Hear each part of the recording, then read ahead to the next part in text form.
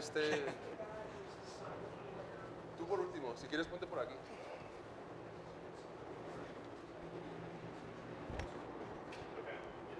All right, welcome back to the interview area. We're here with Jon Rahm, the 2021 U.S. Open champion. How's your week been thus far, and just what are some initial impressions of the golf course? Well, it's early on the week. It's been great so far. It's a place that I think every time you come, and having been able to be fortunate to play here for the second time, it never ceases to amaze in the sense of the history, the old school feel for the clubhouse. I mean, I think I saw a scale in there that is probably older than every building around here. And then the golf course in itself, right, with some new changes that still maintains the essence of what Oakmont is all about and what Oakmont is, and extreme challenge. But even when you just stand on that putting green, seeing the whole property, you're somewhere special. It's quite iconic, and is one of those things that makes it a great venue and a great championship. And what is your mindset just going into a U.S. Open week? I mean, in theory, same as any other, but you're aware of what a golf tournament here is like. It's going to be a challenge. A lot of unfortunate things are going to happen. It's hard fairways to hit, bad lies, difficult bunkers, difficult greens. So it's going to be a nice test, a difficult test. And I think one of those truest representations of what U.S. Open is all about. Open up the questions, James. What are some of the kinds of shots that you'll have to hit this week that you might not hit any other time this year? Hard to say kind of shot, because in any golf event, in any major event, you need to have it all, right? You need to be playing really good golf. I think is what players will be okay with, right? With regards of where to hit certain shots, right? Like in the first hole, let's say you hit a great drive, it's downwind, and you end up with a wedge in hand. I think a lot of times, if you just hit the green, you might be happy, which usually, right, if it's outside 15 feet, none of us would be happy, right? So it's a little bit more of understanding of what can happen here and what it is. I think the 10th hole is another great example where if you don't hit your number very easily, that ball just starts trickling off the green, right? So, and if you hit the fairway, you don't have a long iron in. So I wouldn't say exactly the type of shots, but it's more the circumstances and what positions you might put yourself in that you need to be okay with. Back right. John, you talked a little bit about the course itself and the history. How do you kind of get away from the aura of Oakmont as you prepare to play here? I think you embrace it, right? You know how great it is. But to be honest, once you start the tournament, all of those things kind of go away, right? I mean, it's business at that point. It's time to post the score, so you're not really thinking, look at Oakmont. It's more like, okay, here's the first hole, hopefully make a 4, move on to the next, right? And that's kind of how it goes. So I think the first few holes you think about it in practice, but then after that is, okay, what do I need to do to hit the best shot possible next shot? Last question for me. You won this tournament before. What's it like to play on Father's Day and in this tournament? I was luckily, because it's a different day in Spain for Father's Day, so I was a very new dad when I was able to win it, and I can't say Father's Day was really in my mind on that Sunday, right? And I think it only comes into play obviously once if you can get the win. Well, as a regards to my father, it's weird because I feel like this might be more of a Father's Day to me than it is to him, because for us in Spain it's a different day, right? So in that case, I never had that feeling, but it's only something that I think would come to mind if you have a chance to win on Sunday, or if you do win it on Sunday, right? Besides that, I think the week is big enough to be adding on to that. In the front, Dave. John, thanks for being here this morning. Does size matter this week? In other words, you look at some of the more recent past winners here, they were strong men, naturally strong players. Is that an advantage? Well, I mean, because where do we go? Dustin, Angel, Ernie, Larry, Johnny, Jack. Johnny, then Jack, right? Yeah, it's a long golf course. I mean, anytime you have heavy rough and length, just being able to hit a distance, having that speed to move the ball forward is always going to be a massive, massive advantage. You rarely have a combination where maybe a Pebble Beach nowadays where you can't really lengthen it. So you have those tricky greens, tricky fairways, but it's not that long. So somebody with really good short game might be able to get it around. But even then, that year, Gary Woodland won, right? So length in a major like this, and even nowadays in general in any sport, having that power is always helpful.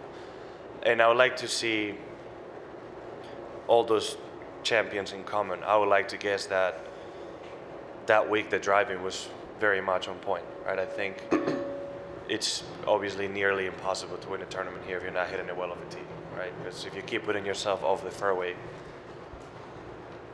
for lack of a better term, you're going to get Oakmont very often, right? So I would like to, so whoever's the number cruncher in the group can probably see how probably they were very, very, not very superior, but they were really very solid off the tee, and that's obviously the way to start it.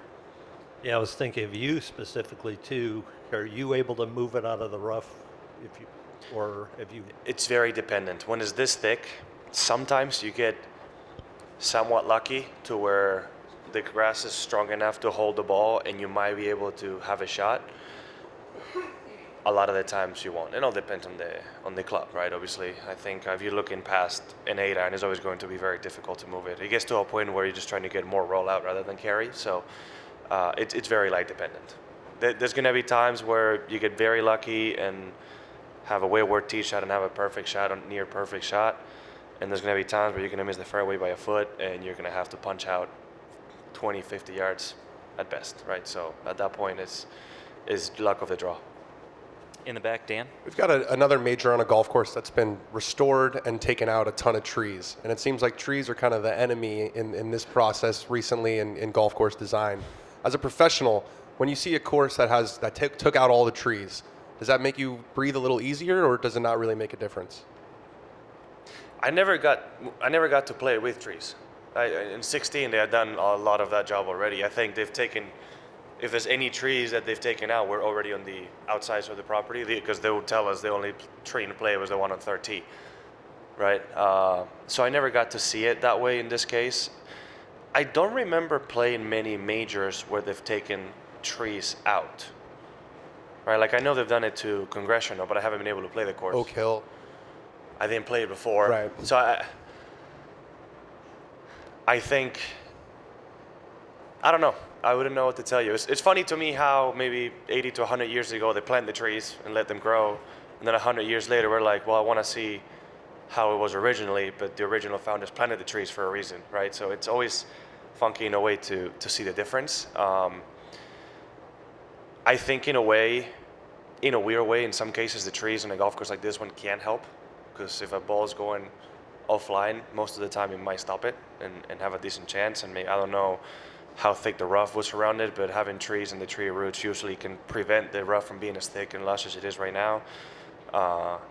Either way, this golf course is going to be difficult. So I think this is one of the cases where it's nice to see it, just because of what I just said. When you stand on that first tee, 10 tee, 18, 9, you get a layout of the whole property. You get to see the entirety of it, and as beautiful as it is, I think it's worth it here.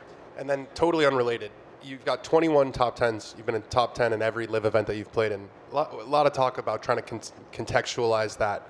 You're the only one who's lived it on both sides. How would you contextualize your top 10 streak? I would happily trade a bunch of them for more wins, that's for sure. But I keep putting myself in good position. Listen, I'm a realist in this case. I've been playing really good golf, yes, but I'll be lying if I said that it wasn't easier to have top 10s with a smaller field. That's just the truth, right? Had I been playing full field events, would I have top 10 every single week? No. But I've been playing good enough to say that I would have most likely been inside the top 30 every single time, and maybe even top 25, which for 21 straight tournaments, I would say that's pretty good. But I still would have had a lot of top 10s, that's for sure. It's hard to say, but there's definitely some weeks, I think, like last week, for example, having a weaker Sunday than everybody else, I don't think I would have top 10. But I was able to finish 8th. That's just more, I think winning is equally as hard. You can take advantage a little bit of a smaller field to finish higher, right? So I wouldn't always, as much as I want to give it credit personally for having that many top 10s, I wouldn't always give it as the full amount, just knowing that it's a smaller field. A couple questions on the left, Shane.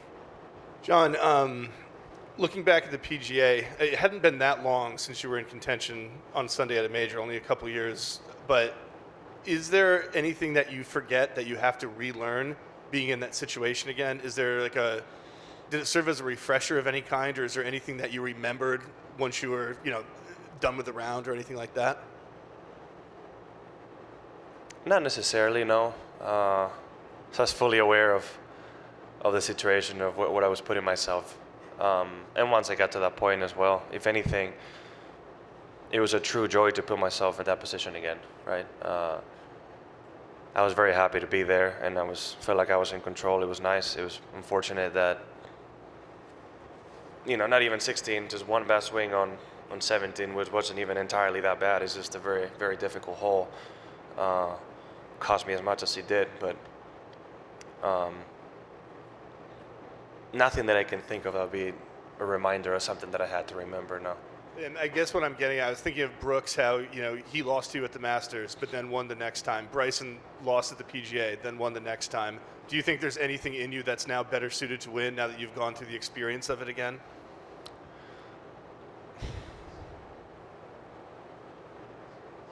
Yeah, I think just the experience of being there in general always helps.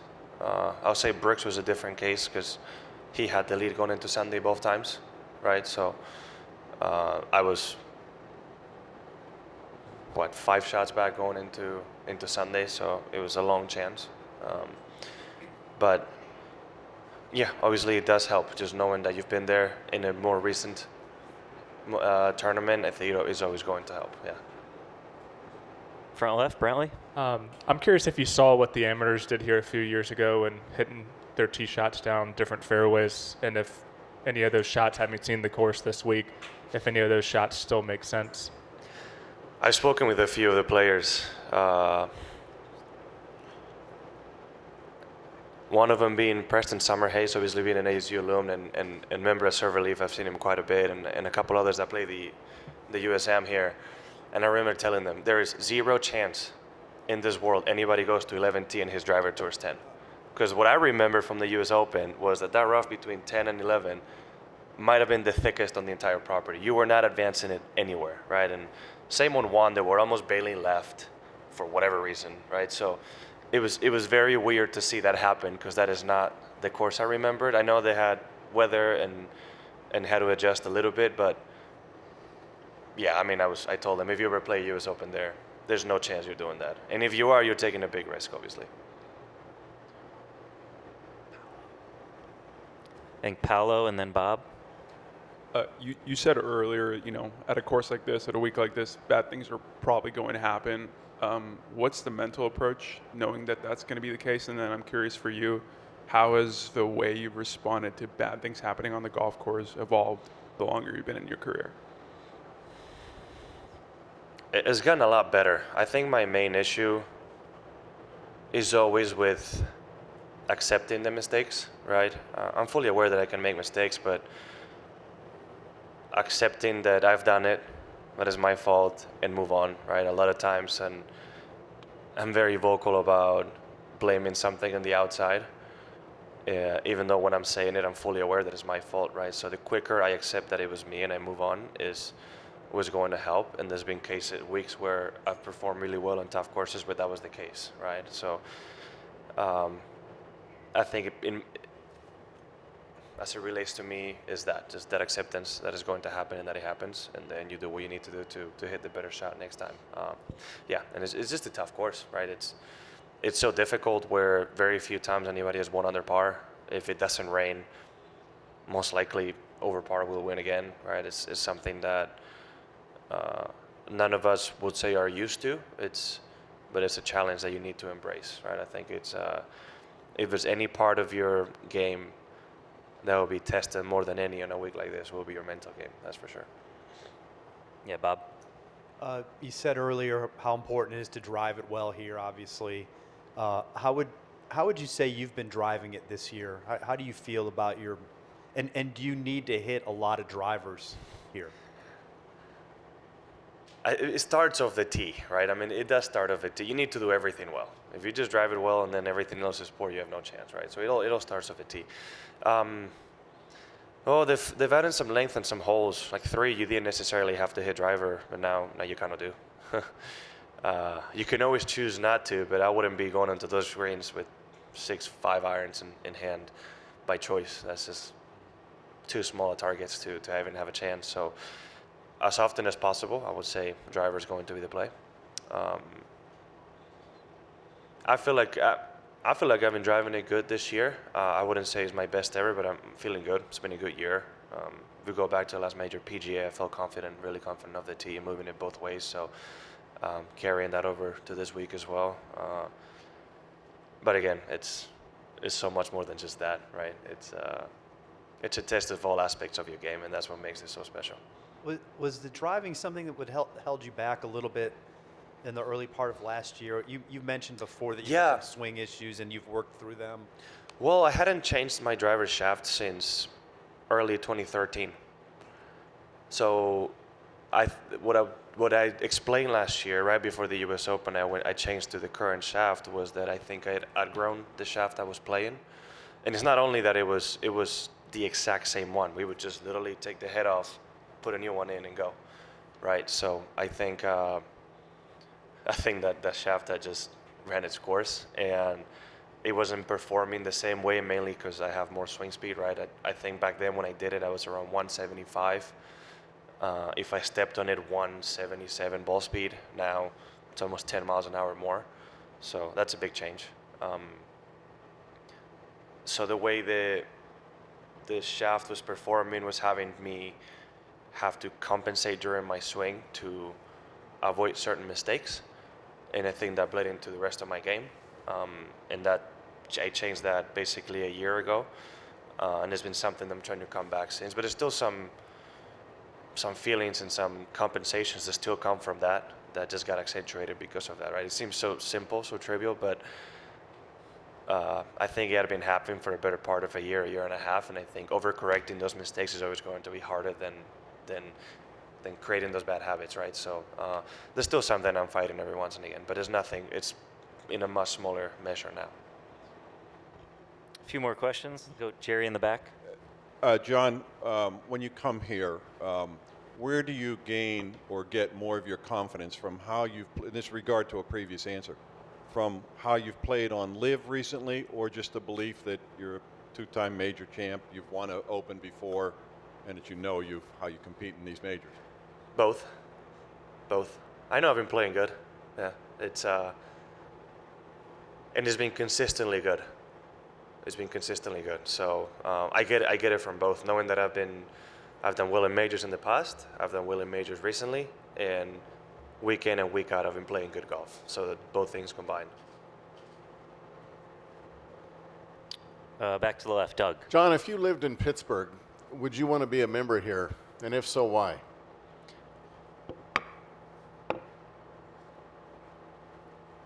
I would say yes, just because you'll be able to say you're a member at Oakmont and play it whenever you want. Would I play here every day? No.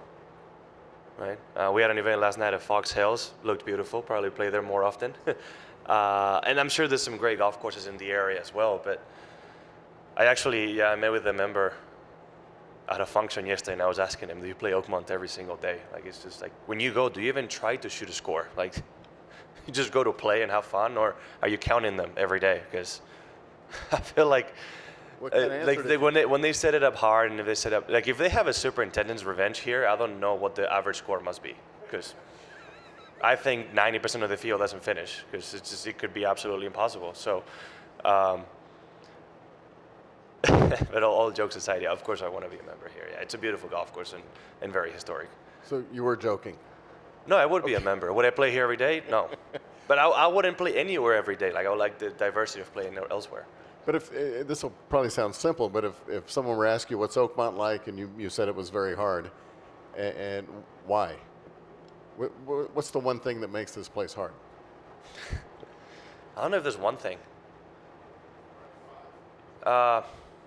Assuming the rough is lower on an average day at Oakmont than a non-US Open year, the biggest challenge of the tee will be those fairway bunkers. They're usually very penal, right? They're very often just deep enough to where you don't have a chance to get to the green due to the length. But if there's just one thing across all, is the greens. Yeah, it's very complicated, intricate greens that if you were to make them flat, this golf course would be very, very different. Anything else for John? Oh, one more here. Sean? Yeah, being a low AM that actually finishes in the top 25, I think, in 16, like, you're arriving before everyone is like really ready for you to arrive. I'm curious what that moment told you about your game. Like, I have a future here. I had luckily performed well on PGA Tour events before then. I think I had 2 top 10s, one in Phoenix and one in Mayakoba. So at that point, I was fully confident that I had what it took, right? Like I knew I was capable of competing with the best players in the world. I had no doubt. So at that point, it was getting the test of a US Open. And I think naively not knowing what to expect helped a lot, because I came here and I was like, oh, this is what every US Open is like, right? I didn't know this was the top tier of difficulty of US Open. I was like, oh, this is just a week to week. It's great. Yeah, I'm used to it. Which is funny, because after playing here, I went to Congressional and I was like, oh, this place is easy. I mean, it's a piece of cake compared to what we played last week. So it helped play really good that week. And even though that first round, I had a double and a triple that cost me a lot. I think I shot 6 or 7 over on that first round. And, had to go on a Saturday morning after sitting out all Friday and knowing that I had to shoot a low score to make the cut, and doing it, shooting 1 under was a huge deal, right? I know I got up and down on 18 to the short right pin from just past it to the right to make the cut. I think I was already in it even if I bogeyed, but to get in and just keep performing well, right? I think those last 3 days, I believe I was somewhere between even to over par. That was a huge deal, and to finish that high was a massive confidence booster in many ways, right? To when I approached a tough golf course, which I did the week after that, I had the confidence that I could get it done. All right, thanks, John. Good luck this week. Thank you.